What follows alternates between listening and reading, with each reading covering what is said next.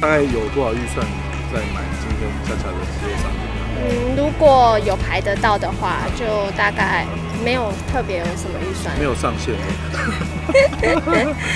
对，就是看排不排得到。对，我觉得他很认真，然后也很就是在球场上打球的态度很吸引人。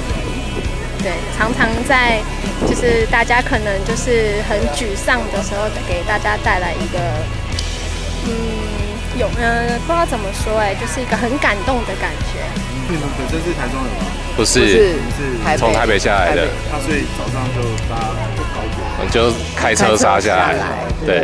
那因为今天会到很晚，自己有准备。有啊，会在台东住一晚。对，明天就直接就请假。是为了恰哥，这是一定要的。对。他就是中职了吧？对，因为中职30年，他就站了19年，就是一个很大半的时间。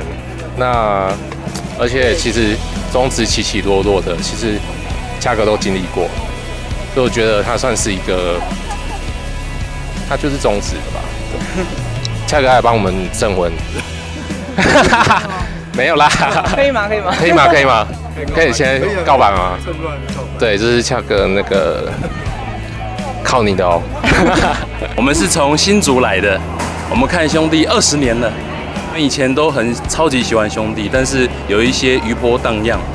但每一次在风风雨雨当中，恰哥都会站出来说话，他不怕那一些势力啊、各方的威胁。我觉得我们都快要放弃棒球，或者是不想再看兄弟，或者是在看中华职棒。可是就是恰哥一直支持，让我们可以继续走下去。以前我们看中华职棒都要躲起来，就偷偷讲说我们在看中华职棒，别人都说都打假的。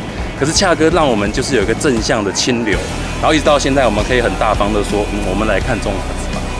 我觉得恰哥替我们树立一个很好的职业球员的典范，就是不只是在很有爆发力的时候可以燃放这个光彩，他也很有规划的计划下一步。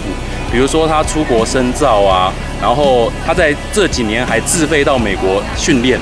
就是说，在爆发力下滑的时候，如何维持，甚至在突破巅峰，也可以把这经验带给下一辈。我觉得是一个很好的一个职业生涯的规划，我们都非常祝福他。